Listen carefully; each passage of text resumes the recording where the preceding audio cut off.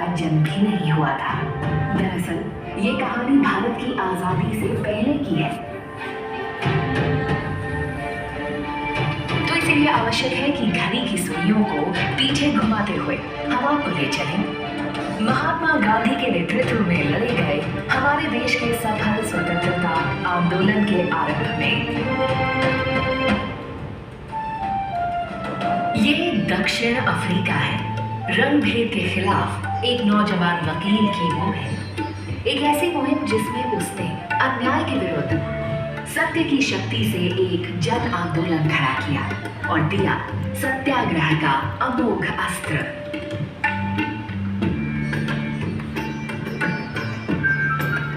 और यही वह कर्मभूमि थी जहां उन्होंने स्वच्छता पर जोर देते हुए स्वच्छता को सामुदायिक जीवन का आवश्यक अंग बनाया।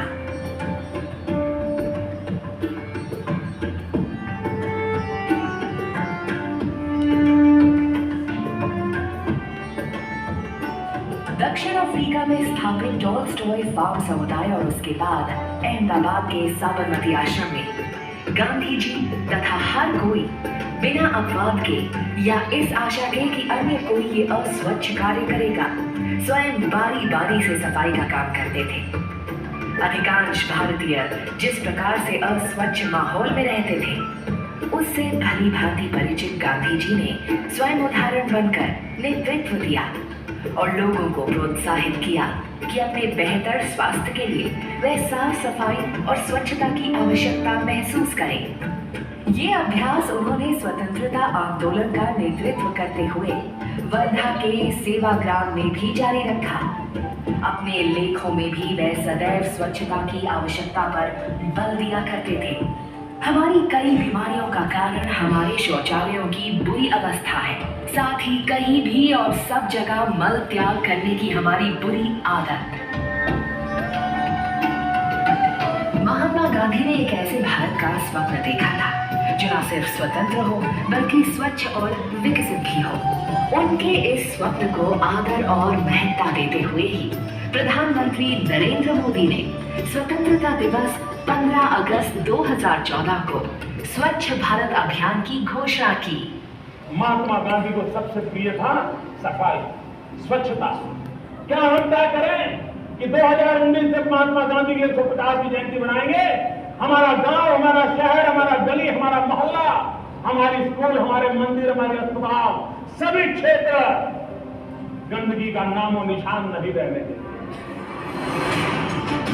प्रधानमंत्री का यकीन था कि वैसे तो कई मसले थे जो भारत को हल करने थे, परंतु उन सब में सबसे ज्यादा जरूरी था लोगों का अच्छा स्वास्थ्य सुनिश्चित करना। और भारत तब तक स्वस्थ राष्ट्र नहीं बन सकता था जब तक कि वह इस बेहद पुरानी खुले में शौच की आदत का उन्मूलन नहीं कर लेगा। एक ऐसी आदत जो सदियों से एक पीढ़ी से दूसरी पीढ़ी में बढ़ती चली जा रही थी। एक ऐसी समस्या जो आजादी के बाद जनसंख्या बढ़ने से और भी विकराल हो गई थी।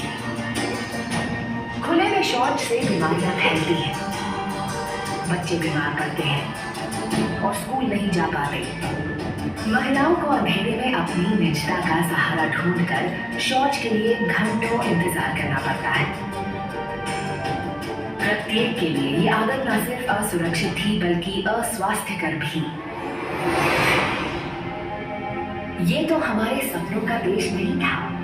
विकास का ये एक ऐसा पैमाना था जिससे देश ने नजर हटा ली थी। अनुमान करिए, आजादी के समय देश के कितने प्रतिशत नागरिकों के पास शौचालय की सुविधा थी? मात्र 1%। 3 दशकों के बाद भी कमोबेश यही स्थिति थी।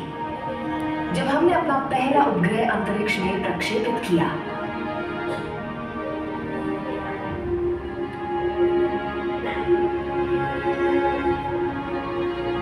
और तब क्या था जब हमने एशियाई खेलों का आयोजन किया था, या फिर जब हम क्रिकेट का विश्व कप जीते थे, तब भी सिर्फ 2% भारतीयों के पास शौचालय की सुविधा उपलब्ध थी। 1980 के दशक में सरकारी स्वच्छता कार्यक्रमों के साथ धीरे धीरे स्थिति में सुधार हुआ, परंतु तब भी जब हम सदी के अंतिम वर्ष में नाभिकीय शक्ति बने, मात्र 18% भारतीयों के पास शौचालय की सुविधा उपलब्ध थी। जब प्रधानमंत्री मोदी ने वर्ष 2014 में अपना दूरदर्शी अभियान देश के सामने रखा, तब सिर्फ 39% भारतीयों के पास शौचालय की सुविधा थी। यही वह राष्ट्रीय क्षण थी जिसे स्वच्छ भारत अभियान के माध्यम से प्रधानमंत्री ने बदल डालने का स्वप्न देखा था।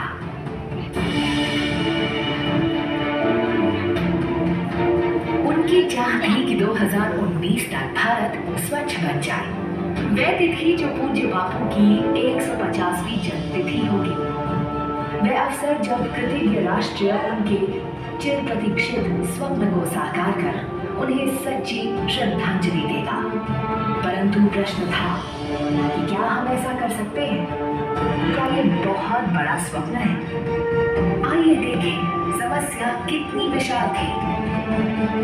स्वच्छ भारत मिशन का अभियान लागू करने वाली टीमों को मात्र 5 वर्षों में 55 करोड़ भारतीयों को शौचालय की सुविधा दिलाकर खुले में शौच करने से रोकना था। जी हाँ, 55 करोड़।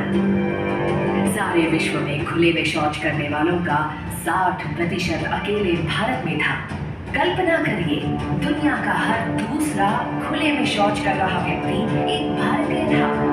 ये बड़ी चुनौती थी, सिर्फ व्यापकता और गति की ही नहीं, बल्कि श्रम और संधारणीयता की भी। मात्र 60 महीनों में 55 करोड़ लोगों के लिए शौचालयों का निर्माण भला कैसे संभव था? लोगों की सोच, आदतें और व्यवहार कैसे बदलेंगे?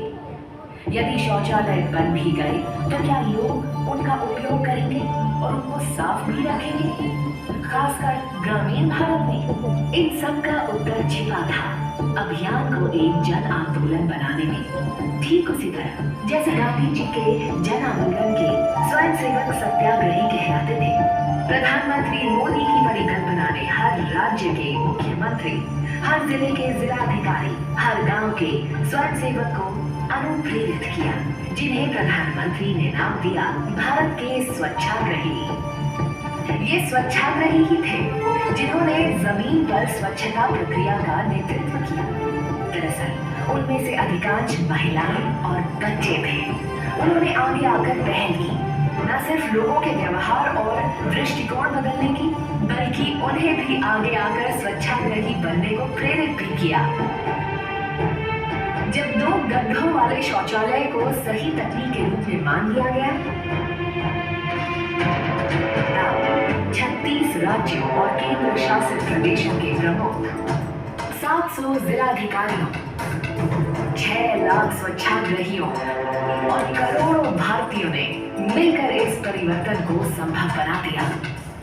इसमें शामिल थे ग्राम पंचायतों के मुखिया, स्वयंसेवी छात्र, नई प्रशिक्षित रानी मिस्त्रियां, युवा प्रोफेशनल और सितारे, जिन्होंने अपना समय और प्रयास दोनों स्वेच्छा से इस कार्य में दिए। सच्चे अर्थों में ये एक जन आंदोलन था। गांधी जी के नेतृत्व में एक आंदोलन गुलामी से मुक्ति का था, परंतु ये आंदोलन बना खुले में शौच से मुक्ति का, अच्छे स्वास्थ्य, सम्मान और सुरक्षा भरे आनंदमय जीवन को जीने की स्वतंत्रता था।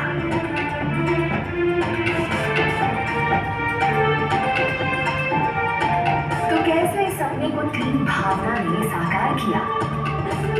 2 अक्टूबर 2019 तक भारत 100% खुले में शौच से मुक्त हो गया। गर्व और उत्सव का क्षण था जब हर गांव ने स्वयं के खुले में शौच से मुक्त होने के स्वप्न को साकार करने पर गौरव यात्राएं निकाली और उत्सव मनाए। आंकड़ों में कहानी कहे तो 10.62 करोड़ शौचालयों का इन 5 वर्षों में निर्माण कराया गया। 6 लाख गांव तथा 700 जिलों को आधारभूत मानवीय सम्मान की सुविधा मिली। और इस प्रक्रिया में भारत ने एक और बड़ा मील का पत्थर लांघ लिया। संयुक्त राष्ट्र संघ के 2030 के धारणीय विकास लक्ष्यों 6.2 में से हर किसी के लिए पर्याप्त शौच सुविधा को हमने निर्धारित लक्ष्य से 11 वर्ष पूर्व ही प्राप्त कर लिया। प्रधानमंत्री जी का अभियान सफल हुआ। महात्मा गांधी की 150वीं वर्षगांठ पर राष्ट्र ने एक अनूठी स्वतंत्रता प्राप्त की। एक स्वच्छ वातावरण में रहने की स्वतंत्रता, बेहतर स्वास्थ्य की स्वतंत्रता, सच्चे अर्थों में एक स्वच्छ भारत में एक सम्मान भरा जीवन जीने की स्वतंत्रता। आज ये अभियान जारी है, ये सुनिश्चित करने के लिए कि एक सच्चे स्वच्छ भारत में हमारी स्वच्छ आदतें बनी रहें।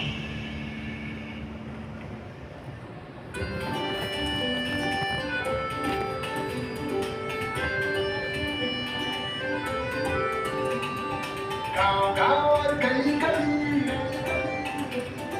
गाँव गाँव और गली गली, गाँव गाँव और गली गली, नई हवा चली, नई हवा चली, नई हवा चली। हर दिल ने ठानी है, हर दिल ने ठानी है, सफाई गाँव में लानी है। अब काम करेंगे बात नहीं, साफ नहीं तो माफ नहीं। अब काम करेंगे बात नहीं, साफ नहीं